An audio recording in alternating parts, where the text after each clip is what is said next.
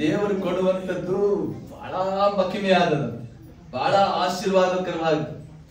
ದೇವರು ಕೊಡುವಂತದ್ದು ಅದು 1 ತಿಂಗಳು, 2 ತಿಂಗಳು, 5 ವರ್ಷ, 10 ವರ್ಷ, 15 ವರ್ಷ, 20 ವರ್ಷ, 50 ವರ್ಷ ಅಂತ ಅಲ್ಲ. ದೇವರು ಕೊಡುವಂತದ್ದು ಸಂಪೂರ್ಣ. Amen, hallelujah. ಸೊ ದೇವರು ಅದನ್ನ ಏನ್ ಮಾಡ್ತಾರಂತೆ, ಆಶೀರ್ವಾದ ಮಾಡಿ ಕೊಡ್ತಾರೆ. ಯಾರಿಗೆ ಆಶೀರ್ವಾದ ಮಾಡಿ ಕೊಡ್ತಾರೆ? ನೀತಿಯಾಗಿ ಬದುಕುವವನಿಗೆ, ಪ್ರಾಮಾಣಿಕನಾಗಿ ಬದುಕುವವನಿಗೆ, ದೇವರ ಸನ್ನಿಧಿಯನ್ನ ಸದಾಕಾಲ ದೇವರನ್ನೇ ಆತುಕೊಳ್ಳುವನು, ದೇವರ ಸನ್ನಿಧಿಯನ್ನ ಕಾಯುವಂತ ವ್ಯಕ್ತಿಯ ಜೀವನದಲ್ಲಿ ಎಂತ ಆಶೀರ್ವಾದ ಸಿಗುತ್ತದೆ? ಹಲ್ಲೆಲೂಯಾ. ಸಂಪೂರ್ಣವಾಗಿರುವಂತ ಆಶೀರ್ವಾದ ಮತ್ತು ಪರಿಶುದ್ಧವಾಗಿರುವಂತ ಆಶೀರ್ವಾದ. ಪರಿಶುದ್ಧ ಆಶೀರ್ವಾದವನ್ನು ಹೊಂದಬೇಕಂದ್ರೆ ನಾವೇನ್ ಮಾಡ್ಬೇಕು? ದೇವರ ಮಹಾ ಸನ್ನಿಧಿಯನ್ನ ಕಾಯಬೇಕು, ಆತನ ಚಿತ್ತವನ್ನ ಮಾಡುವರಾಗಿರಬೇಕು. ಕರ್ತನ ವಾಕ್ಯದಲ್ಲಿ ನಾವು ನೋಡ್ತೇವೆ, ಜ್ಞಾನವಕ್ತಿ ಪುಸ್ತಕದ 10ನೇ ಅಧ್ಯಾಯದ 22ನೇ ವಚನ ಹೇಳುತ್ತದೆ, ಯೆಹೋವನ ಆಶೀರ್ವಾದವು ಭಾಗ್ಯದಾಯಕ, ಅದು ವ್ಯಸನವನ್ನು ಸೇರಿಸದು. ಏನ್ ಸೇರಿಸುವುದಿಲ್ಲ? ವ್ಯಸನ ಇಲ್ಲ ಅದರಲ್ಲಿ ಯಾವುದೇ. ನೋಡ್ರಿ, ಇವತ್ತು ಸಂಪಾದನೆ ಮಾಡುವ ವಿಷಯದಲ್ಲಿ ಬಹಳ ರೀತಿಯಲ್ಲಿ ಸಂಪಾದನೆ ಇದೆ. ಕೆಲವೊಬ್ರು ವ್ಯಾಪಾರದಲ್ಲಿ ಮೋಸ ಮಾಡಿ ಸಂಪಾದನೆ ಮಾಡ್ತಾರೆ. ಕೆಲಸದಲ್ಲಿ ಸಂಪಾದನೆ ಮಾಡುವ ಯಾವುದೇ ಕೆಲಸ ಮಾಡಿದ್ರು ಕೂಡ ಅದರಲ್ಲಿ ಕೂಡ ಏನ್ ಮಾಡ್ತಾರೆ? ತರತರವಾದ ರೀತಿಯಲ್ಲಿ ಸಂಪಾದನೆ ಮಾಡ್ತಾರೆ. ಒಂದು ವೇಳೆ ಉತ್ತಮವಾಗಿ ಸಂಪಾದನೆ ಮಾಡಬಹುದು, ಅಥವಾ ಅನ್ಯಾಯವಾಗಿ ಸಂಪಾದನೆ ಮಾಡಬಹುದು, ಕಳ್ಳತನದಿಂದ ಸಂಪಾದನೆ ಮಾಡಬಹುದು, ಮೋಸದಿಂದ ಸಂಪಾದನೆ ಮಾಡಬಹುದು, ಅವರ ತಕ್ಕಡಿಯನ್ನ ಮೋಸದ ತಕ್ಕಡಿಯಾಗಿ ಮಾಡಿಕೊಂಡು ಸಂಪಾದನೆ ಮಾಡಬಹುದು. ವ್ಯಾಪಾರ ಮಾಡುವಂತ ವ್ಯಕ್ತಿಗಳು ಏನ್ ಮಾಡಬಹುದು? ಅವರ ಮೋಸದ ತಕ್ಕಡಿಯಾಗಿರ್ಬೋದು. ಹೇಗೋ ನಾನು ಸ್ವಲ್ಪ ಹಣವನ್ನ ಗಳಿಸಲಿ ಮತ್ತು ನಾನು ಬೇಗನೆ ಶ್ರೀಮಂತನಾಗುವೆನೆಂಬುದಾಗಿ ಹೇಳಿ ಏನ್ ಮಾಡ್ತಾರೆ? ತರ ರೀತಿಯಲ್ಲಿ ಅವ್ರು ಏನ್ ಮಾಡ್ತಾರೆ? ಸಂಪಾದನೆ ಮಾಡಿ ಒಬ್ಬ ಉನ್ನತ ಮನುಷ್ಯನಾಗಬೇಕು, ಒಬ್ಬ ದೊಡ್ಡ ವ್ಯಕ್ತಿ ಆಗಬೇಕು, ಒಬ್ಬ ಶ್ರೀಮಂತನಾಗಬೇಕೆಂಬುದಾಗಿ ಹೇಳಿ ಅವರು ಒಂದು ವೇಳೆ ಈ ರೀತಿಯಲ್ಲಿ ಕಪಟದಿಂದ ಕೂಡ ಸಂಪಾದನೆ ಮಾಡಬಹುದು, ಸಂಪಾದನೆ ಮಾಡಿ ಐಶ್ವರ್ಯವಂತರಾಗಬಹುದು. ಸೊ ಪ್ರೀತಿಯ ದೇವರ ಮಕ್ಕಳೇ, ದೇವರ ವಾಕ್ಯವು ಹೇಳುತ್ತದೆ, ಎಲ್ಲ ಒಂದು ಸಂಪಾದನೆ, ಈ ಲೋಕದಿಂದ ಬರುವಂತ ಆಶೀರ್ವಾದ ಅವೆಲ್ಲವೂ ಏನಾಗಿದೆ ಅಂತೆ? ದೋಷದಿಂದ ಇದೆ. ಸಂಪಾದನೆ ದೋಷವುಳ್ಳದಾಗಿ ಸಂಪಾದನೆ ಮಾಡುವಂತದ್ದು ಯಾವುದು ನಮಗೆ ಪರಿಪೂರ್ಣ ಜೀವಿತವನ್ನ ಕೊಡುವುದಿಲ್ಲ, ಪರಿಪೂರ್ಣ ಆಶೀರ್ವಾದವನ್ನ ತರುವುದಿಲ್ಲ ಎಂದು ಇಲ್ಲಿ ದೇವರ ವಾಕ್ಯದಲ್ಲಿ ನಾವು ನೋಡ್ತೇವೆ. ಯೆಹೋವನ ಆಶೀರ್ವಾದ, ಆಮೆನ್. ಯೆಹೋವನು ಕೊಡುವಂತ ಅಂದ್ರೆ ದೇವರು ಕೊಡುವಂತ ಆಶೀರ್ವಾದ, ದೇವರು ದಯಪಾಲಿಸುವಂತ ಆಶೀರ್ವಾದ, ದೇವರು ಕೊಡುವಂತ ಕೆಲಸ. ದೇವರು ಕೊಡುವಂತ ಕೆಲಸದಲ್ಲಿ ಏನಾಗಬೇಕು? ನಂಬಿಗಸ್ತರಾಗಬೇಕು, ಪ್ರಾಮಾಣಿಕರಾಗಬೇಕು, ಮತ್ತೆ ನೀತಿಯಿಂದ ದುಡಿಬೇಕು, ಒಳ್ಳೆತನದಿಂದ ದುಡಿಬೇಕು. ಒಳ್ಳೆತನದಿಂದ ದುಡಿಯುವುದಕ್ಕೆ ಯಾರು ಮನಸ್ಸು ಕೊಡ್ತಾರೆ? ದೇವರ ಸನ್ನಿಧಿಯಲ್ಲಿದ್ರೆ ಮಾತ್ರ, ಸತ್ಯವೇದವನ್ನು ಓದಿದ್ರೆ ಮಾತ್ರ, ಪ್ರಾರ್ಥನೆಯಲ್ಲಿದ್ರೆ ಮಾತ್ರ, ಈ ವಾಕ್ಯವನ್ನ ಪ್ರತಿದಿನವೂ ಧ್ಯಾನಿಸುವುದರಿಂದ ನಮ್ಮ ಒಳಗಡೆ ಏನಾಗುತ್ತದೆ? ಭಯ. ಹಲ್ಲೆಲೂಯಾ. ಭಯ ಉಂಟಾಗುತ್ತದೆ, ನಡುಕ ಉಂಟಾಗುತ್ತದೆ. ಓ, ದೇವರ ವಾಕ್ಯ ಹೀಗೆ ಇದೆ, ನಾನು ಹೀಗೆ ಸಂಪಾದನೆ ಮಾಡಬೇಕು, ನಾನು ಹೀಗೆ ಬದುಕಬೇಕು, ಒಳ್ಳೆ ರೀತಿಯಲ್ಲಿ ನಾನು ಬದುಕಬೇಕು, ಒಳ್ಳೆ ರೀತಿಯಲ್ಲಿ ನಾನು ಸಂಪಾದನೆ ಮಾಡಬೇಕು.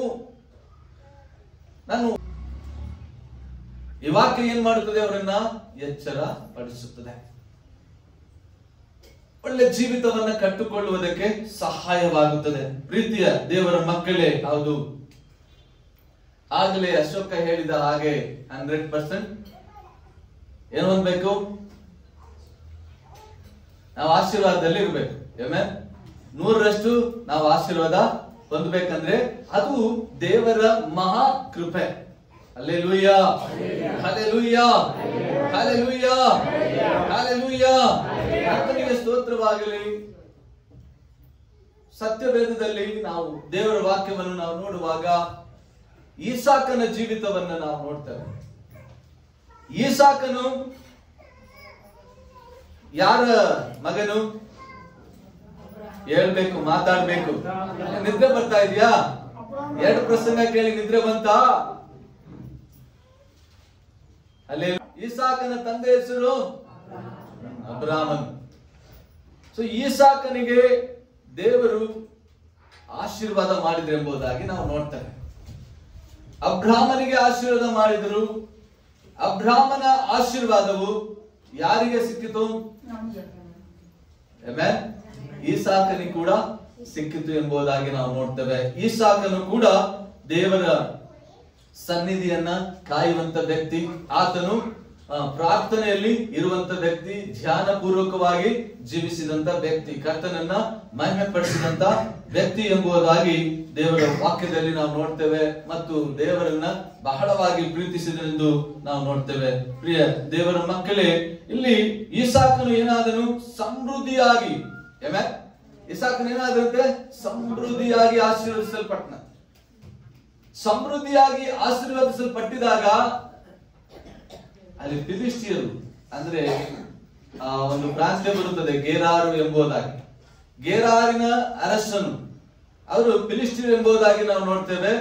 ಆ ಜನರು ಏನ್ ಮಾಡಿದ್ರಂತೆ? ಹೊಟ್ಟೆ ಕಿಚ್ಚುಪಟ್ಟ. ನೋಡುವಾಗ ದೇವರ ಸನ್ನಿಧಿಯಲ್ಲಿ ಈಸಾಕನು ಏನ್ ಮಾಡ್ತಾನೆ? ತನ್ನ ತಪ್ಪುಗಳನ್ನ ಒಪ್ಪಿಸಿಕೊಡ್ತಾನೆ. Hallelujah, hallelujah. ಒಪ್ಪಿಸಿಕೊಡುವಾಗ ದೇವರು ಏನ್ ಮಾಡ್ತಾರೆ? ಆಶೀರ್ವಾದ ಮಾಡುವುದನ್ನ ನಾವು ನೋಡ್ತೇವೆ. ಕರ್ತನಿಗೆ ಸ್ತೋತ್ರವಾಗಲಿ. ದೇವರು ಈಸಾಕನನ್ನು ಏನ್ ಮಾಡಿದಂತೆ? ಕ್ಷಮಿಸಿದ್ರಂತೆ. ಮೊದಲು ನಮಗೆ ದೇವರು ಕ್ಷಮಿಸಬೇಕು. ದೇವರ ಸನ್ನಿಧಿಯಲ್ಲಿ ನಾವೇನ್ ಮಾಡ್ಬೇಕು? ದೇವರ ಸನ್ನಿಧಿಯಲ್ಲಿ ಕ್ಷಮೆ ಕೇಳಬೇಕು. ಯಾರು ಕೇಳ್ತಿದ್ದಾರೆ ಕ್ಷಮೆಯನ್ನ? Amen, hallelujah, hallelujah, hallelujah. So ನಾವು ಯಾವಾಗ ಆತನ ಸನ್ನಿಧಿಯಲ್ಲಿ ನಮ್ಮ ತಪ್ಪುಗಳನ್ನ ಒಪ್ಪಿಕೊಳ್ತೀವೋ, ನಮ್ಮ ನಡೆ ಆಗಿರ್ಬೋದು, ನಮ್ಮ ನುಡಿ ಆಗಿರ್ಬೋದು, ನಮ್ಮ ವರ್ತನೆ ಆಗಿರ್ಬೋದು, ನಮ್ಮ ಶಬ್ದಗಳಾಗಿರ್ಬೋದು, ಇವೆಲ್ಲವನ್ನ ಏನ್ ಮಾಡ್ಬೇಕಂತೆ? ದೇವರ ಸನ್ನಿಧಿಯಲ್ಲಿ ನಾವು ಏನ್ ಮಾಡ್ಬೇಕು? ದೇವರೇ, ನನ್ನ ಕ್ಷಮಿಸು, ನಿನ್ನ ವಿರುದ್ಧವಾಗಿ ಮಾತಾಡಿದ್ದೇನೆ, ನಿನ್ನ ವಿರುದ್ಧವಾಗಿ ನಡೆದುಕೊಂಡಿದ್ದೇನೆ, ನನ್ನ ನಾಲಿಗೆಯಿಂದ ನಿನಗೆ ಇಷ್ಟವಿಲ್ಲದಂತ ಮಾತುಗಳನ್ನ ನಾನು ಮಾತಾಡಿರ್ಬೋದು, ನನ್ನ ಕ್ಷಮಿಸು. ಹಲ್ಲೆಲೂಯಾ. ಸೊ ಪ್ರೀತಿಯ ದೇವರ ಮಕ್ಕಳೇ, ಈಸಾಕನನ್ನ ದೇವರು ಏನ್ ಮಾಡಿದಂತೆ? ದೇವರ ಸನ್ನಿಧಿಯಲ್ಲಿ ಈಸಾಕನು ಆತನು ಮೊರೆ ಇಟ್ಟಾಗ, ದೇವರ ಸನ್ನಿಧಿಯಲ್ಲಿ ದೇವರನ್ನ ಘನಪಡಿಸಿದಾಗ, ತನ್ನ ತಪ್ಪುಗಳನ್ನು ಒಪ್ಪಿಕೊಂಡಾಗ ದೇವರು ಏನ್ ಮಾಡಿದ್ರಂತೆ? ಆಶೀರ್ವಾದ ಮಾಡಿದ್ರಂತೆ. ಎಷ್ಟೊಂದು ಆಶೀರ್ವಾದ! ಹೊಟ್ಟೆ ಕಿಚ್ಚು ಪಡ್ಬೇಕಂತೆ, ಜನರೆಲ್ಲ ಹೊಟ್ಟೆ ಕಿಚ್ಚು ಪಡ್ಬೇಕಂತೆ. ಆತನ ಕುರಿ, ಆತನ ದನ, ಆತನ ಕತ್ತೆ, ಆತನ ಒಂಟೆ, ಆತನಿಗಿರುವಂತ ಬೆಳ್ಳಿ, ಆತನಿಗಿರುವಂತ ಬಂಗಾರ, ಆತನಿಗಿರುವಂತ ಐಶ್ವರ್ಯವನ್ನ ನೋಡಿ, ಅಕ್ಕ, ಅಮ್ಮ, ಹಲ್ಲೆಲೂಯಾ, ಹಲ್ಲೆಲೂಯಾ. ಸೊ ಯಾಕೆ ನಿದ್ರೆ ಬರುತ್ತೆ? ಬೇಗ ಮಲಗೋದಿಲ್ಲ, ಅದಕ್ಕೆ ಏನ್ ಬರುತ್ತದೆ? ನಿದ್ರೆ ಬರುತ್ತದೆ, ಟಯರ್ಡ್ನೆಸ್ ಆಗುತ್ತದೆ. ರಾತ್ರಿ ಏನ್ ಮಾಡ್ಬೇಕು? 8 ಗಂಟೆಗೆ ಸರಿಯಾಗಿ ಊಟ ಮಾಡ್ಬೇಕು. ಎಷ್ಟು ಗಂಟೆಗೆ? 8 ಗಂಟೆಗೆ ಸರಿಯಾಗಿ ಊಟ ಮಾಡಿದ್ರೆ, 8 ಗಂಟೆಗೆ ಸರಿಯಾಗಿ ಊಟ ಮಾಡಿ 10 ಗಂಟೆಗೆ ಮಲಗಬೇಕು. ಅಂದ್ರೆ 2 ಗಂಟೆ ಏನಿರ್ತದೆ? ಊಟ ಮಾಡಿದ ಮೇಲೆ ನಮ್ಗೆ ಗ್ಯಾಪ್ ಸಿಗುತ್ತದೆ ಅಲ್ವಾ? ನಮ್ಮ ಬಾಡಿ ಮತ್ತೆ ಆಕ್ಟಿವಿಟಿ ಆಗ್ಲಿಕ್ಕೆ, ಮತ್ತೆ ನಾವು ಊಟ ಮಾಡಿ ಸ್ವಲ್ಪ ಜೀರ್ಣವಾಗಿ ಒಳ್ಳೆ ರೀತಿಯಲ್ಲಿ, ಅಂದ್ರೆ ನಾವು ಚೆನ್ನಾಗಿ ಮಲಗಲಿಕ್ಕೆ, ಒಳ್ಳೆ ನಿದ್ರೆ ಮಾಡ್ಲಿಕ್ಕೆ, ಊಟ ಮಾಡಿದ ಮೇಲೆ 2 ಗಂಟೆ ನಾವು ಏನ್ ಮಾಡ್ಬೇಕು? ಸ್ವಲ್ಪ ಟೈಮ್ ಅನ್ನ ಪ್ರಾರ್ಥನೆಯಲ್ಲೋ ಬೈಬಲ್ ಓದುವುದರಲ್ಲಿಯೋ ಸಮಯವನ್ನ ಸಾಗಿಸಬೇಕು. ಅನಂತರ ಏನ್ ಮಾಡ್ಬೇಕು? ನಾವು ಮಲಗಬೇಕು. ಆವಾಗ ನಮ್ಗೆ ಏನ್ ಬರೋದಿಲ್ಲ? ಹೊಟ್ಟೆ ಕೂಡ ದೊಡ್ಡದಾಗಿ ಬರೋದಿಲ್ಲ. ಊಟ ಮಾಡ್ತೀವಿ, ದೊಡ್ಡ ಮುದ್ದೆ ತಿಂತೀವಿ, ಇಷ್ಟೊಂದು ತಿಂತೀವಿ, ಇಷ್ಟೊಂದು ಮಾಂಸ ತಿಂತೀವಿ, ಇಷ್ಟು ದೊಡ್ಡ ಮುದ್ದೆ ತಿಂತೀವಿ, ಗಪ್ ಅಂತ ಹೇಳಿ ಮಲಗ್ಬಿಡ್ತೀವಿ. ಗಪ್ ಅಂತ ಮಲಗಿಬಿಡುವಾಗ ದೊಡ್ಡ ಹೊಟ್ಟೆ ಬರುತ್ತೆ.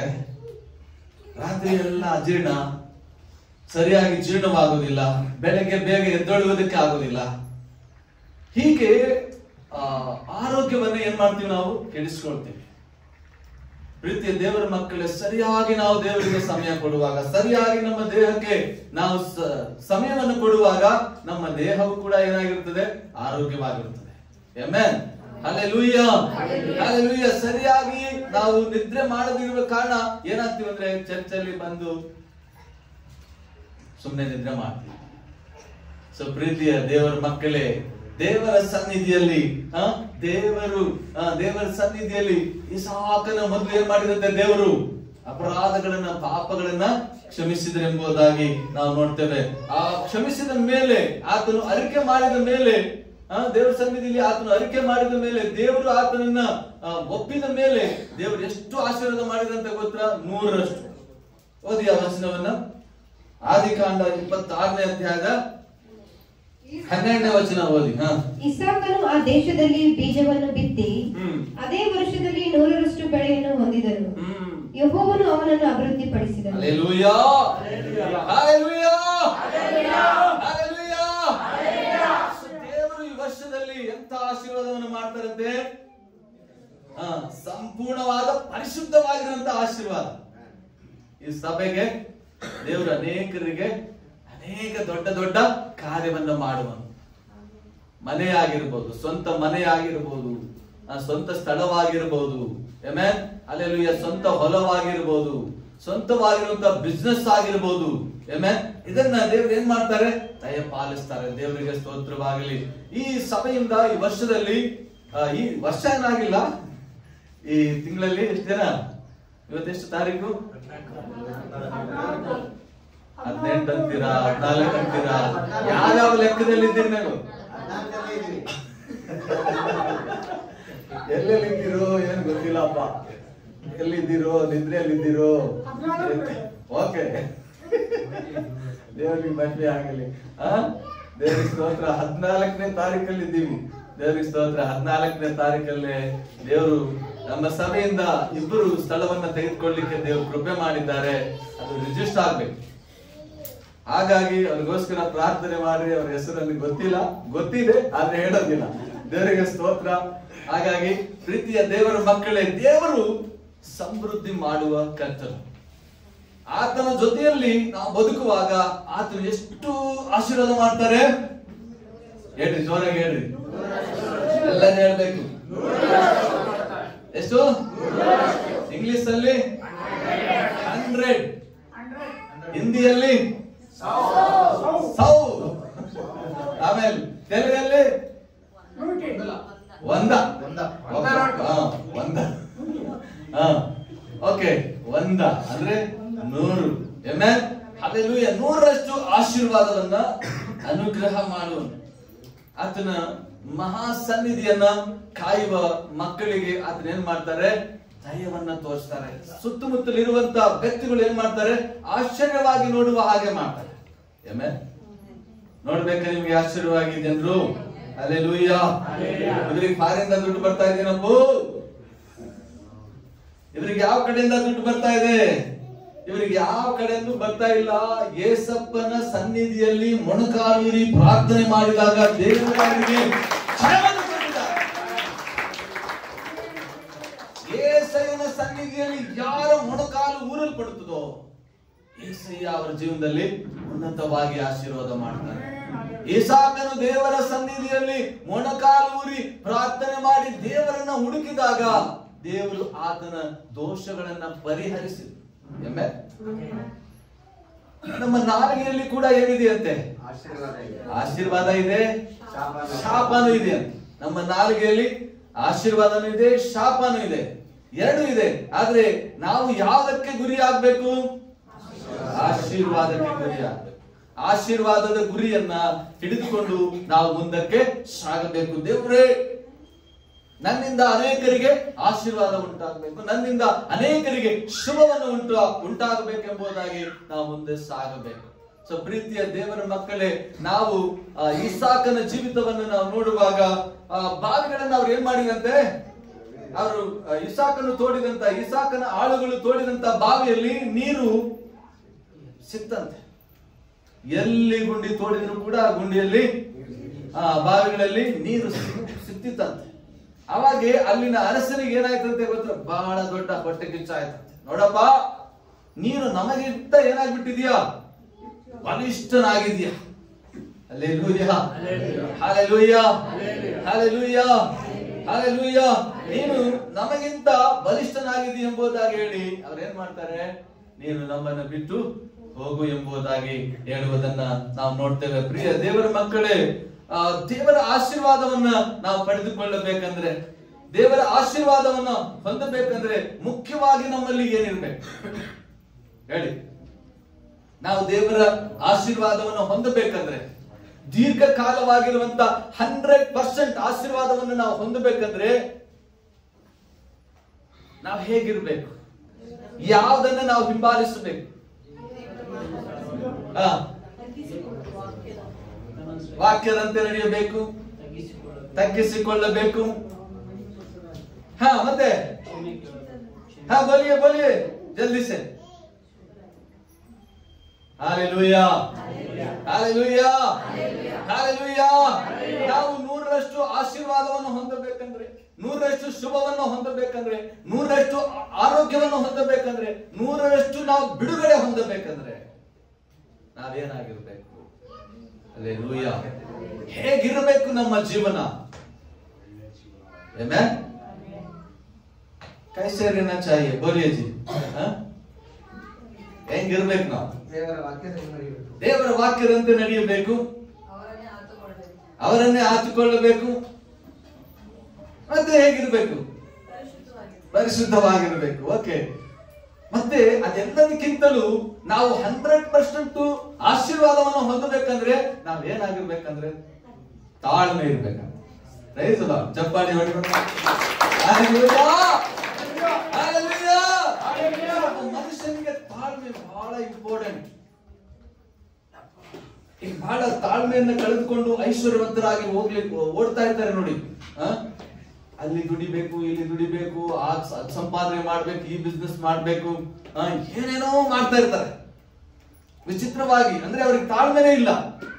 ಅವರಿಗಿರುವಂತ ಆಸ್ತಿಯಲ್ಲಿ ತಾಳ್ಮೆ ಇಲ್ಲ, ಅವರಿಗಿರುವಂತ ಹಣದಲ್ಲಿ ತಾಳ್ಮೆ ಇಲ್ಲ, ಅವರಿಗಿರುವಂತ ಹೊಲ ಮನೆಯಲ್ಲಿ ತಾಳ್ಮೆ ಇಲ್ಲ, ಅವರ ಮಕ್ಕಳಲ್ಲಿ ತಾಳ್ಮೆ ಇಲ್ಲ, ಅವರಿಗಿರುವಂತ ಯಾವುದೇ ಸ್ವತ್ತಲ್ಲಿ ಅವ್ರಿಗೇನಿಲ್ಲ, ತಾಳ್ಮೆನೇ ಇಲ್ಲ.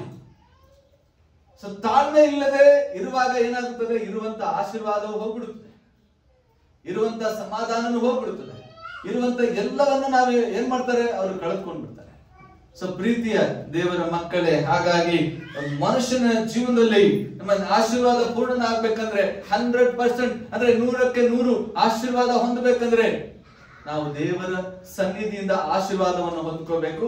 ಮತ್ತು ಆ ಒಂದು ಆಶೀರ್ವಾದ ಏನು 100% ಆಗಿರ್ಬೇಕಂದ್ರೆ ಅದು ದೇವರ ಸನ್ನಿಧಿಯಲ್ಲಿ ನಮ್ಮ ಜೀವಿತವನ್ನ ತಾಳ್ಮೆಯಿಂದ ಕಾಯಬೇಕು ಮತ್ತು ತಾಳ್ಮೆಯಿಂದ ನಾವು ನಡೆದುಕೊಳ್ಳಬೇಕು. ಆಮೆನ್. Hallelujah, hallelujah. ತಾಳ್ಮೆಯಿಂದ ನಾವು ಬದುಕುವಾಗ ದೇವರ ಮಹಾ ಮಹಿಮೆಯನ್ನ ನೋಡಲು ಸಾಧ್ಯವಾಗುತ್ತದೆ. ಇಸಾಕನು ಗೆರಾರಿನಲ್ಲಿ ಅಭಿವೃದ್ಧಿ ಆಗುತ್ತಿರುವಾಗ ಅವನ ಆ ದಿನಗಳು ಬಹಳ ಏನಾಯ್ತಂತೆ, ಆತನಿಗೆ ಇಕ್ಕಟ್ಟಾಯ್ತು. ಅಂದ್ರೆ ತುಂಬಾ ಅಲ್ಲಿ ಗಲಿಬಿಲಿ ಅಂತೆ. ಈ ಕಡೆ ಆಸ್ತಿ ಇದೆ, ಈ ಕಡೆ ಎಲ್ಲವೂ ಇದೆ, ಆದ್ರೂ ಕೂಡ ಜನರು ಏನ್ ಮಾಡ್ತಾ ಇದಾರೆ? ಆತನಿಗೆ ಬಹಳ ಒಂದು ರೀತಿಯಲ್ಲಿ ಕಾಟ ಕೊಡುವಂಥದ್ದು ಅಥವಾ ನೋವು ಪಡಿಸುವಂಥದ್ದು. ಆಶೀರ್ವಾದ ಇದೆ, ಆದ್ರೆ ಸಮಾಧಾನ ಇಲ್ಲದ ರೀತಿಯಲ್ಲಿತ್ತು. ಆದ್ರೆ ಪ್ರೀತಿಯ ದೇವರ ಮಕ್ಕಳೇ, ದೇವರ ಸನ್ನಿಧಿಯಲ್ಲಿ ಅದನ್ನು ಮೊರೆ ಇಟ್ಟನು. ಆಮೆನ್. ದೇವರ ಸನ್ನಿಧಿಯಲ್ಲಿ ಮೊರೆ ಇಡುವಾಗ ದೇವರು ಹಂತವಾಗಿ ದೇವರು ಏನ್ ಮಾಡ್ತಾರೆ? ಒಂದು ಅದ್ಭುತವಾಗಿ ಆತನನ್ನ ನಡೆಸಿಕೊಂಡು ಮುಂದೆ ಸಾಗಿಸುವುದನ್ನು ನಾವು ನೋಡ್ತೇವೆ. ಹಾಗೆ ನಮ್ಮ ಜೀವನದಲ್ಲಿ ನಾವೇನ್ ಮಾಡ್ಬೇಕಂದ್ರೆ ನಮ್ಮ ಜೀವನದಲ್ಲಿ ತಾಳ್ಮೆಯನ್ನ ಕಲಿತುಕೊಳ್ಳಬೇಕು. ತಾಳ್ಮೆಯಿಂದ ಬದುಕುವುದನ್ನ ಕಲಿತುಕೊಳ್ಳಬೇಕು. ತಾಳ್ಮೆಯಿಂದ ಬರುವಂತ ಐಶ್ವರ್ಯ ಅದು ದೀರ್ಘಕಾಲ ಇರುತ್ತದೆ. ಹಲ್ಲೆಲೂಯಾ. ಆ ತಾಳ್ಮೆಯೇ ಯಾರಾಗಿದ್ದಾರೆ ಗೊತ್ತಾ? ಯೆಸಯ್ಯ. ಯಾವ ಹೃದಯದಲ್ಲಿ ಯೆಸಯ್ಯ ವಾಸಿಸುತ್ತಾರೋ, ಯಾವ ಹೃದಯದಲ್ಲಿ ಯೆಸಯ್ಯನಿಗೆ ಸ್ಥಳಾವಕಾಶವನ್ನು ಮಾಡಿಕೊಡುತ್ತಾರೋ ಆ ಹೃದಯವೇ ಯೆಸಯ್ಯ ತಾಳ್ಮೆಯ ಹೃದಯವಾಗಿ ಮಾರ್ಪಡಿಸುತ್ತಾರೆ. Hallelujah, hallelujah, hallelujah. ನಮ್ಮ ಜೀವನದ ಹಾದಿಯಲ್ಲಿ ಬರುವಂತ ಅನೇಕ ಸಂಕಟಗಳನ್ನ ನಾವು ದಾಟಬೇಕಂದ್ರೆ ದೇವರ ಸನ್ನಿಧಿಯನ್ನ ಕಾಯಬೇಕು.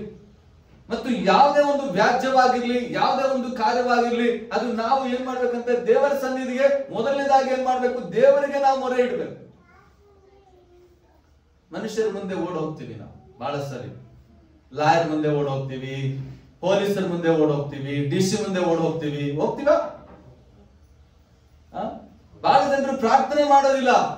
ಅವ್ರ ಮನಸ್ಸಿಗೆ ಬರೋರು ಯಾರು? ದುಡ್ಡಿದ್ದವರು, ಸಹಾಯ ಮಾಡುವರು, ಅಥವಾ ಪೊಲೀಸು, ಅಥವಾ ಲಾಯರು, ಅಥವಾ DC-ನೋ, ಅಥವಾ ಬೇರೆ ಒಬ್ಬ ದೊಡ್ಡ ವ್ಯಕ್ತಿಯು ಅವರ ನೆನಪಿಗೆ ಬರ್ತಾರೆ.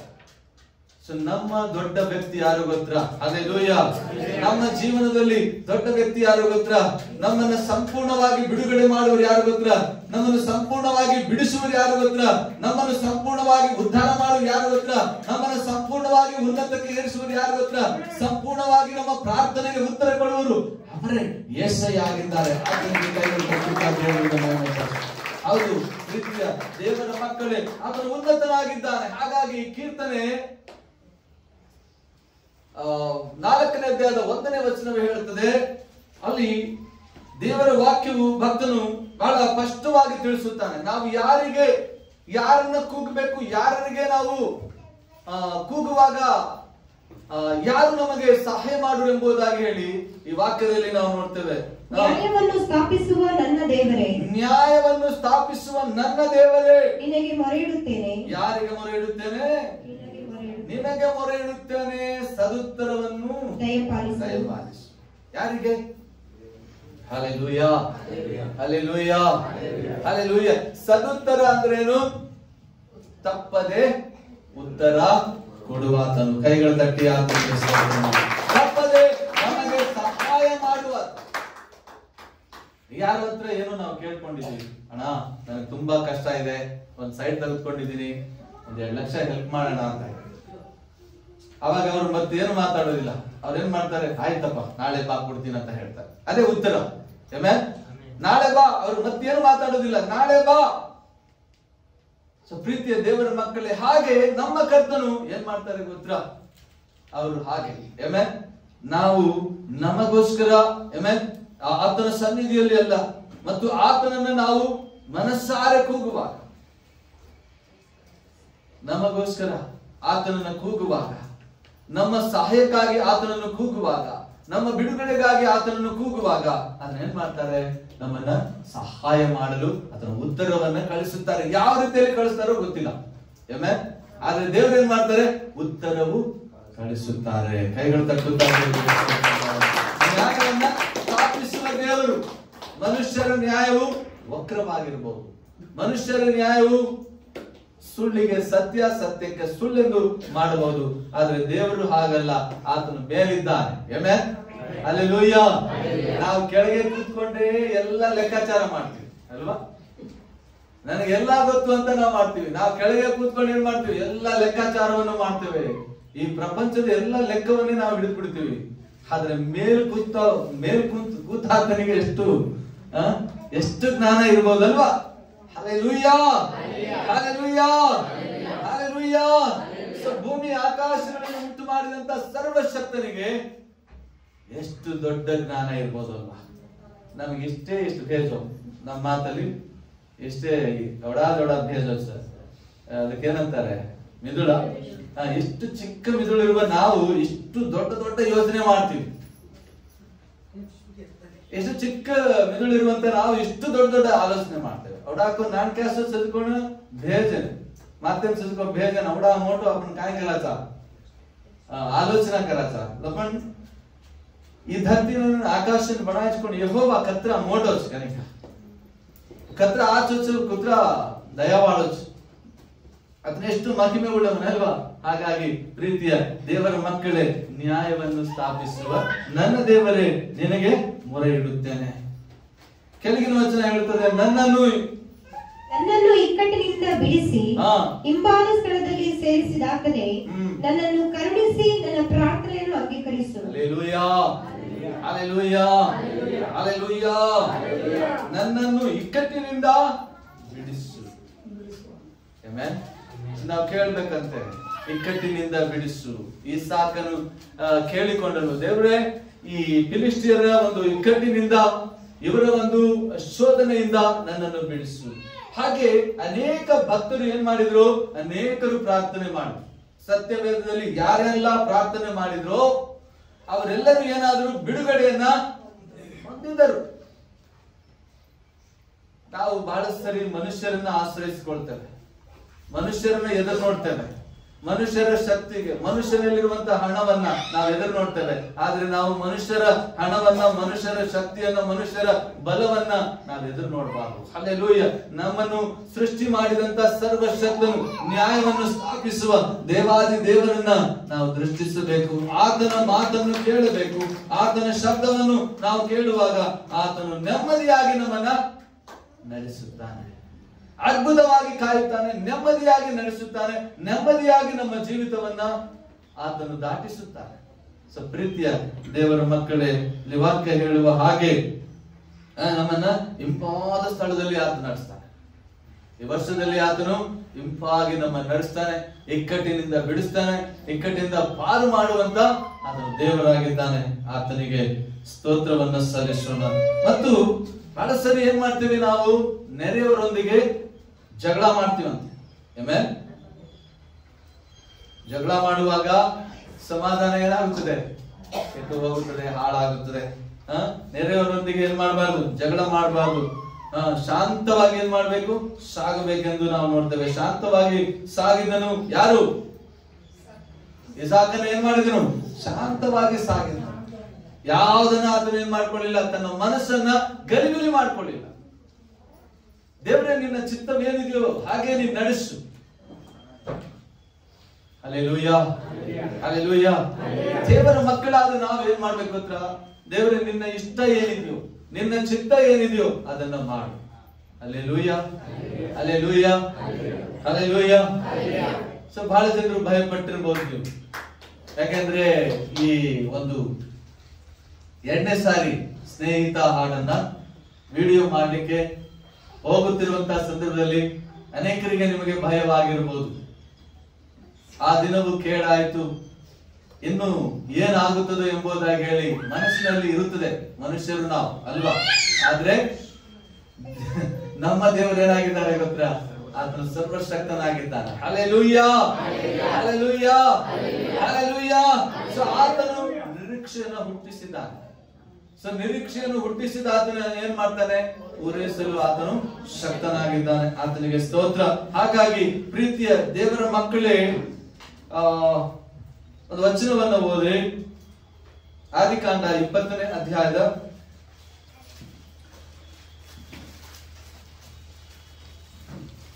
26ನೇ ಅಧ್ಯಾಯದ 20ನೇ ವಚನ. ಗೆರಾರಿನ ದನ ಕಾಯುವವರು ಬಂದು ಆ ನೀರು ತಮ್ಮದು ಎಂದು ಹೇಳಿ ಇಸಾಕನ ದನ ಕಾಯುವವರ ಸಂಗಡ ಜಗಳವಾಡಿದ್ದರಿಂದ ಇಸಾಕನು ಆ ಬಾವಿಗೆ ಏಸೆಕೆಂದು ಹೆಸರಿಟ್ಟನು. ತರುವಾಯ ಅವನ ಜನರು ಬೇರೊಂದು ಬಾವಿಯನ್ನು ತೋಡಿದಾಗ ಆ ದೇಶದವರು ಅದಕ್ಕಾಗಿಯೂ ಜಗಳವಾಡಿದ್ದರಿಂದ ಅವನು ಅದಕ್ಕೆ ಸಿಟ್ನ ಎಂದು ಹೆಸರಿಟ್ಟನು. ಅವನು ಅಲ್ಲಿಂದ ಹೊರಟು ಮತ್ತೊಂದು ಬಾವಿಯನ್ನು ಅಗಿಸಿದಾಗ ಅದರ ವಿಷಯದಲ್ಲಿ ಯಾರೂ ಜಗಳವಾಡದೆ ಹೋದುದರಿಂದ ಅವನು, ಈಗ ಯೆಹೋವನು ನಮಗೋಸ್ಕರ ಸ್ಥಳ ಮಾಡಿದ್ದನಾದ್ದರಿಂದ ಅಭಿವೃದ್ಧಿಯಾಗುವರು ಎಂದು ಹೇಳಿ ಅದಕ್ಕೆ ರೆಹೋಬೋತ್ ಎಂದು ಹೆಸರಿಟ್ಟನು. Hallelujah, hallelujah. ಸೊ 3 ಬಾವಿಗಳನ್ನ ನಾವು ನೋಡ್ತೇವೆ ಇಲ್ಲಿ. ಮೊದಲನೇದಾಗಿ ಏಸೆಕ್ ಎಂಬುದಾಗಿ ನಾವು ನೋಡ್ತೇವೆ. ಏಸೆಕ್ ಅಂದ್ರೆ ಜಗಳ ಅಂತೆ. ಅವರಿಗೆ ತುಂಬಾ ಒಂದು ಜಗಳದ ಪರಿಸ್ಥಿತಿ. ಸುತ್ತಲೂ ಎಲ್ಲಿ ಹೋದ್ರು ಕೂಡ ಈ ಕಡೆ ತಿರುಗಿದ್ರು ಜಗಳ, ಹಿಂದೆ ತಿರುಗಿದ್ರು ಜಗಳ, ಮುಂದೆ ತಿರುಗಿದ್ರು ಜಗಳ, ಜಗಳ ಜಗಳ ಜಗಳ ಜಗಳ ಜಗಳನೇ ಆಗ್ತಿತ್ತು, ಬರೀ ಗಲಾಟಿ. ಹೀಗೆ ಆ ಗಲಾಟಿ, ಆ ಒಂದು ಜಗಳದ ಪರಿಸ್ಥಿತಿ. ಯಾರು ಇದುವರೆಗೂ ಇನ್ನು ಜಗಳದಲ್ಲಿ ಇದ್ದೀರಾ? ನಿಮ್ ಮನೆಯಲ್ಲಿ ಜಗಳ ನಡೀತಾ ಇದೆಯಾ? ಗಂಡ ಹೆಂಡತಿ ನೋಡ್ರಿ, ನಂಗೆ ಆ ಕಡೆ ಈ ಕಡೆ ನೋಡ್ತಾ ಇದ್ದೀರಿ ಅಲ್ಲ? ಜಗಳ ನಡೀತಾ ಇದೆಯಾ?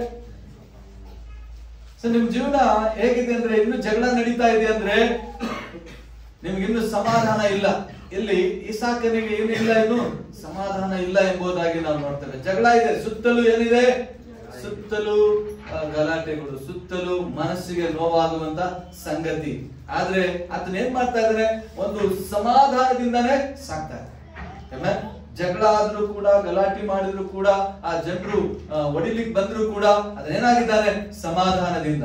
Hallelujah, hallelujah, hallelujah. ನಾವು ಪ್ರಾರ್ಥನೆ ಮಾಡುವಾಗ ದೇವರು ಏನ್ ಮಾಡ್ತಾರೆ? ಸಮಾಧಾನವನ್ನ ಕೊಡ್ತಾರೆ. ನಾವು ದೇವರ ಸನ್ನಿಧಿಯನ್ನು ಕಾಯುವಾಗ ದೇವರ ಸಮಾಧಾನವನ್ನು ಕೊಡ್ತಾರೆ. ಆದ್ರೆ ನಾವೇನ್ ಮಾಡ್ಬೇಕು? ಸಮಾಧಾನದಿಂದ ಇರಬೇಕು ಅಂತ ಹೇಳಿ ನಾವೇನ್ ಮಾಡಬೇಕು? ನಮ್ಮ ಜೀವಿತವನ್ನ ಬದಲಾಯಿಸಿಕೊಳ್ಳಬೇಕು. ದೇವರೇ, ಹಳೆ ವರ್ಷದಲ್ಲಿ ನಾನು ಬಹಳ ಜಗಳ ಮಾಡಿದ್ದೇನೆ, ಬಹಳ ಕೆಟ್ಟ ಮಾತಾಡಿದ್ದೇನೆ, ಆದ್ರೆ ಈ ವರ್ಷದಲ್ಲಿ ಆದರೂ ನಾನು ಏನಾಗ್ಬೇಕು? ಚೇಂಜ್ ಆಗ್ಬೇಕು. ಒಬ್ಬ ಯವನಸ್ಥ ನನ್ನ ಫೋನ್ ಮಾಡಿದ. ಅದನ್ನು ಫೋನ್ ಮಾಡಿ ಹೇಳ್ತಿದ್ದ ಹೀಗೆ, ಪಾಸ್ಟೇ, ನಾನು ಬಹಳ ಕುಡುಕನಾಗಿದ್ದೆ, ತುಂಬಾ ಪಾಪದ ಕೆಲಸವನ್ನು ಮಾಡ್ತಾ ಇದ್ದೆ, ತುಂಬಾ ಕೆಟ್ಟದಾಗಿ ನಾನು ಬದುಕ್ತಾ ಇದ್ದೆ.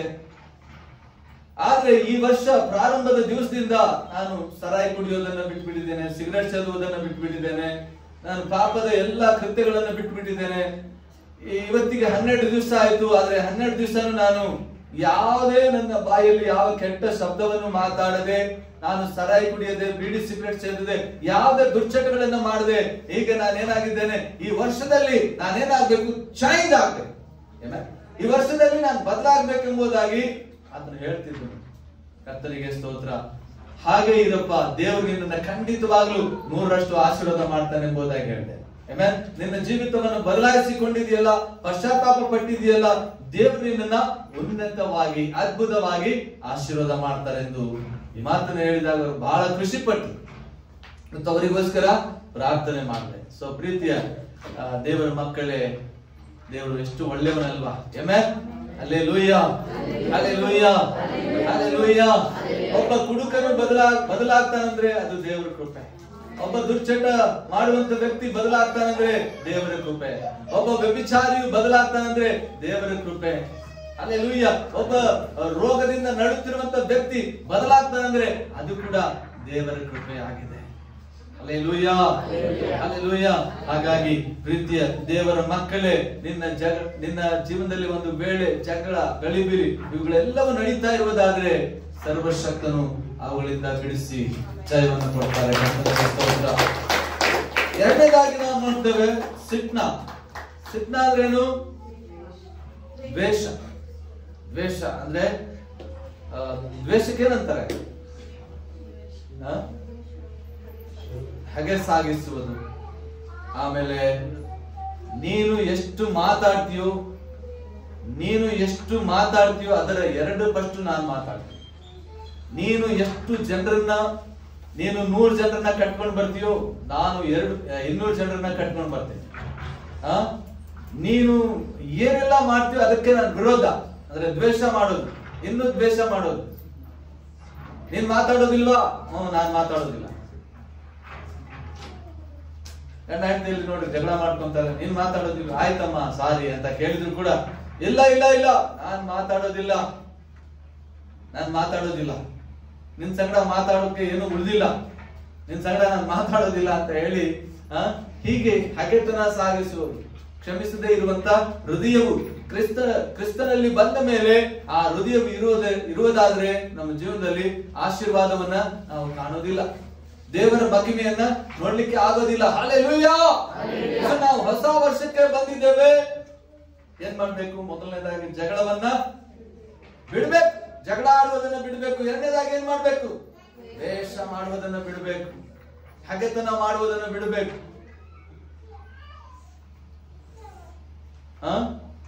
ಏನ್ ಮಾಡ್ತೀರಾ ನೋಡಿ ಈ ವರ್ಷದಲ್ಲಿ? ಇನ್ನು ಜಗಳ ಆಡ್ತಿರೋ, ಇನ್ನು ಹಗೆತನ ಮಾಡ್ತಿರೋ?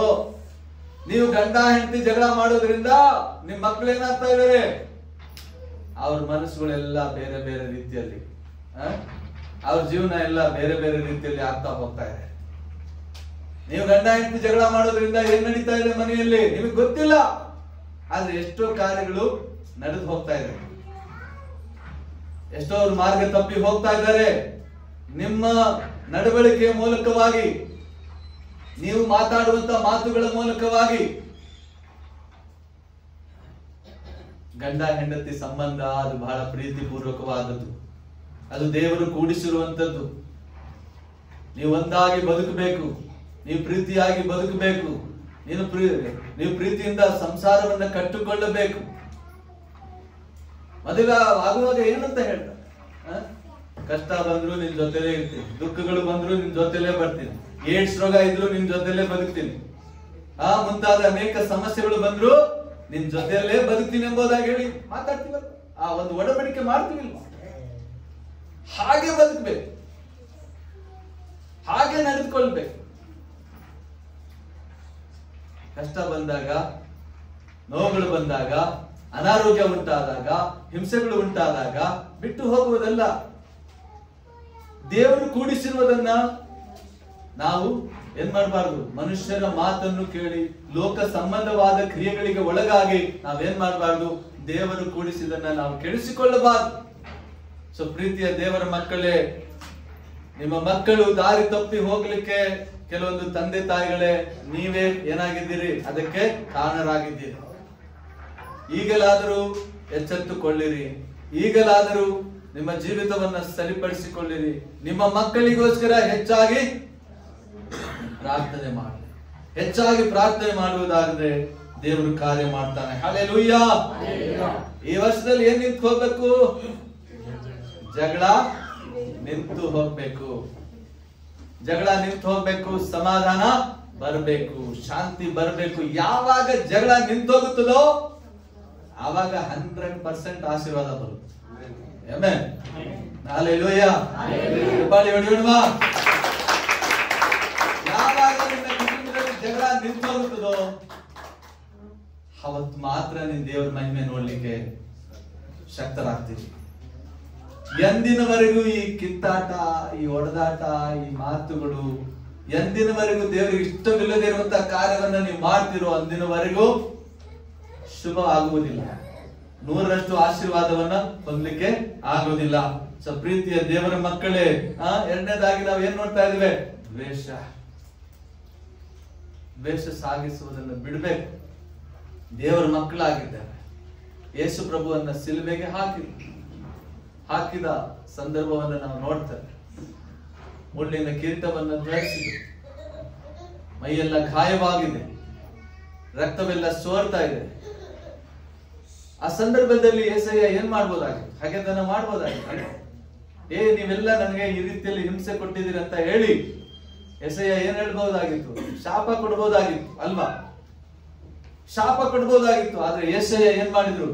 ಕ್ಷಮಿಸಿದ್ರು. ದೇವರ ವಾಕ್ಯ ಏನ್ ಹೇಳ್ತದೆ? ನಿನ್ನಂತೆ ನಿನ್ನ ನೆರೆಯವನನ್ನ ಪ್ರೀತಿಸು ಎಂಬುದಾಗಿ ಹೇಳ್ಕೊಡು.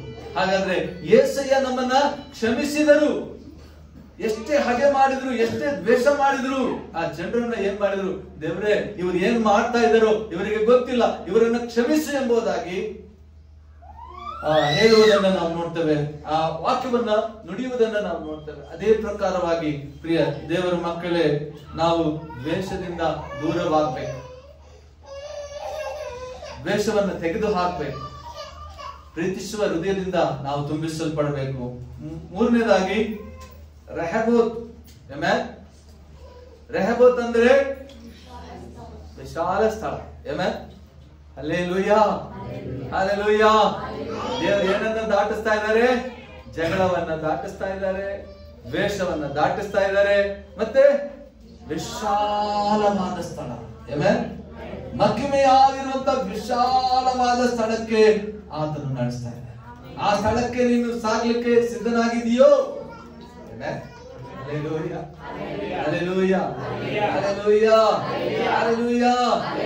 ಈ ಲೋಕವೆಂಬುವಂತ ಜಗಳ, ದ್ವೇಷ, ಈ ಲೋಕದಲ್ಲಿರುವಂತ ಎಲ್ಲ ದ್ವೇಷ, ಜಗಳ ಇವುಗಳೆಲ್ಲವನ್ನ ದಾಟಿಸಿ ಮಹಿಮೆಯಾಗಿರುವಂತ ವಿಶಾಲವಾಗಿರುವಂತ ಸ್ಥಳ, ಈ ಲೋಕದಲ್ಲಿ ನಿನ್ನ ಜೀವಿತವನ್ನ ವಿಶಾಲವಾಗಿರುವಂತ ಮಹಿಮೆಯಾಗಿರುವಂತ ಆ ಸ್ಥಳದಲ್ಲಿ ಆತನು ತಂಗಿಸುವ. ಈ ವರ್ಷದಲ್ಲಿ ಮಹಿಮೆ ಅಂದ್ರೆ ನೀನು ಪ್ರಸನ್ನತೆಯನ್ನು ನೋಡುವ, ಸಮಾಧಾನವನ್ನು ನೋಡುವ, ಶಾಂತಿಯನ್ನು ನೋಡುವ, ದೀರ್ಘ ಆತನ ಮಹಿಮೆಯನ್ನ ನಮ್ಮ ಜೀವನದಲ್ಲಿ ಉಂಟು ಮಾಡಲಿಕ್ಕೆ ಆತನು ಕಾದಿದ್ದಾನೆ. ಕೈಗಳು ದೇವರು ನಮಗೆ ಶಾಂತಿ ಸಮಾಧಾನದಲ್ಲಿ 100ರಷ್ಟು ಆಶೀರ್ವಾದ ಮಾಡಬೇಕು. ಆತನು ಈ ವರ್ಷದಲ್ಲಿ ಏನ್ ಹೇಳ್ತಾ ಇದ್ದಾರೆ ಅಂದ್ರೆ, ಶಾಂತಿ ಸಮಾಧಾನದಲ್ಲಿ ದೇವರು ನಮ್ಮನ್ನ 100ರಷ್ಟು ಆಶೀರ್ವಾದ ಮಾಡ್ಬೇಕೆಂಬುದಾಗಿ ನೋಡ್ತಾ ಇದ್ದಾರೆ. ಸೊ ಪ್ರೀತಿಯ ದೇವರ ಮಕ್ಕಳೇ, ನಮ್ಮ ಸಮೃದ್ಧಿಯಲ್ಲಿ ಆತನು 100ರಷ್ಟು ಆಶೀರ್ವಾದ ಮಾಡ್ಬೇಕೆಂಬುದಾಗಿ ನೋಡ್ತಾ ಇದ್ದಾರೆ. ನಮ್ಮ ಆರೋಗ್ಯದಲ್ಲಿ ಆತನು 100ರಷ್ಟು ಆಶೀರ್ವಾದ ಮಾಡ್ಬೇಕೆಂಬುದಾಗಿ ಆತನು ಕಾದಿದ್ದಾನೆ. ಯಾರ್ಯಾರು ಆತನ ಸನ್ನಿಧಿಯನ್ನ ಕಾಯ್ತಿರೋ ಅವರೆಲ್ಲರ ಜೀವನದಲ್ಲಿ ಈ ವರ್ಷದಲ್ಲಿ ಇಸಾಕನು ಯಾವ ರೀತಿಯಲ್ಲಿ ಇಸಾಕನನ್ನ ದೇವರು ಕ್ಷಮಿಸಿ ಆತನ ಪಾಪವನ್ನ ಪರಿಹರಿಸಿ ಆತನ ದೋಷಗಳನ್ನ ಪರಿಹರಿಸಿ ಅಬ್ರಾಹ್ಮನಿಗೆ ಮಾಡಿದಂತ ಆಶೀರ್ವಾದವು ತಪ್ಪದೆ ಇಸಾಕನಿಗೆ ಉಂಟು ಮಾಡಿದ ಹಾಗೆ ನಿನಗೂ ನಮಗೂ ನಮ್ಮೆಲ್ಲರ ಜೀವನದಲ್ಲಿ ಆತನಿಗೆ ಸ್ತೋತ್ರವಾಗಲಿ. ಅವರ ಪ್ರೀತಿಯ ದೇವರ ಮಕ್ಕಳೇ, ಮತ್ತೊಂದು ವಾಕ್ಯವನ್ನು ನಾವು ಓದಿ ಮುಗಿಸಿಕೊಳ್ಳೋಣ. ಇಬ್ರಿಯ 12:14. ಎಲ್ಲರ ಸಂಗಡ ಸಮಾಧಾನದಿಂದಿರುವುದಕ್ಕೂ ಪರಿಶುದ್ಧತೆಯನ್ನು ಹೊಂದುವುದಕ್ಕೂ ಪ್ರಯತ್ನ ಮಾಡಿರಿ. ಪರಿಶುದ್ಧತೆ ಇಲ್ಲದೆ ಯಾವನು ಕರ್ತನನ್ನು ಕಾಣುವುದಿಲ್ಲ. ಆಮೆನ್. ಹಲ್ಲೆಲೂಯಾ. ಹಲ್ಲೆಲೂಯಾ. ಸೊ ಎಲ್ಲರ ಸಂಗಡ ಹೆಂಗಿರ್ಬೇಕಂತೆ ನಾವು?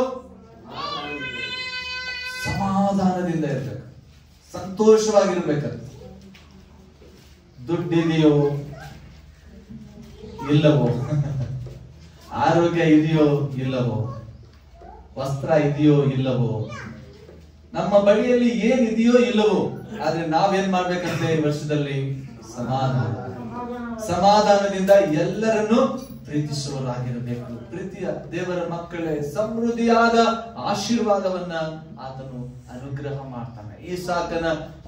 ಇಸಾಕನ ಜೀವನದಲ್ಲಿ ಇಸಾಕನು ದೇವರ ಮಾತನ್ನು ಕೇಳಿ ನಡೆದಾಗ ಆತನ ಜೀವನದಲ್ಲಿ ಐಶ್ವರ್ಯದಿಂದ ಆತನು ತುಂಬಿಸಲ್ಪಟ್ಟನು. ಆತ್ಮಿಕ ಜೀವನದಲ್ಲಿ ಆತನು ಬಹಳವಾಗಿ ಆಶೀರ್ವಾದ ಹೊಂದಿದನು ಮತ್ತು ಭೌತಿಕವಾಗಿಯೂ ಕೂಡ ಆತನು ಬಹಳವಾಗಿ ಆಶೀರ್ವಾದ ಹೊಂದಿದನು. ಅದೇ ಪ್ರಕಾರವಾಗಿ ಪ್ರೀತಿಯ ದೇವರ ಮಕ್ಕಳೇ, ಈ ವರ್ಷದಲ್ಲಿ ದೇವರು ಕೃಪೆ ಮಾಡಿ ನಡೆಸಲಿ. ಆಮೆನ್. ಹಲ್ಲೆಲೂಯಾ. ಹಲ್ಲೆಲೂಯಾ. ಹಲ್ಲೆಲೂಯಾ. ನಾವೆಲ್ಲರೂ ದೇವರನ್ನ ಸಮಾಧಾನ ಪಡಿಸುವರಾಗಿ. ಆಮೆನ್. ನಾವು ದೇವರಿಗೆ ನಾವು ಸಮಾಧಾನ ಪಡಿಸುವಾಗ ದೇವರ ಸಮಾಧಾನ ನಮಗೆ ಕೊಡ್ತಾರೆ. ಆಮೆನ್. ದೇವರ ಸನ್ನಿಧಿಯಲ್ಲಿ ಸಮಾಧಾನದಿಂದ ನಡೆದುಕೊಳ್ಳೋಣ. ದೇವರನ್ನ ನಾವು ಏನ್ ಮಾಡಬಾರ್ದು? ಕೋಪವನ್ನ ಎಬ್ಬಿಸುವರಾಗಿರ್ಬಾರ್ದು. ದೇವರು ನಮ್ಮಿಂದ ಆತನು ಮಹಿಮೆ ಹೊಂದಬೇಕು. ನಮ್ಮಿಂದ ಆತನು ಏನಾಗ್ಬೇಕು? ಸಂಪೂರ್ಣವಾಗಿ ಆತನು ಮಹಿಮೆಗೆ ಪಾತ್ರನಾಗ್ಬೇಕು. ಹಾಗಾಗಿ ಆತನಿಗೆ ಸ್ತೋತ್ರವಾಗಲಿ. ಸೊ ಪ್ರೀತಿಯ ದೇವರ ಮಕ್ಕಳೇ, ಈ ವಾಕ್ಯಗಳು ನಮ್ಮ ಜೀವನದಲ್ಲಿ ಶುಭವನ್ನು ತರಲಿ.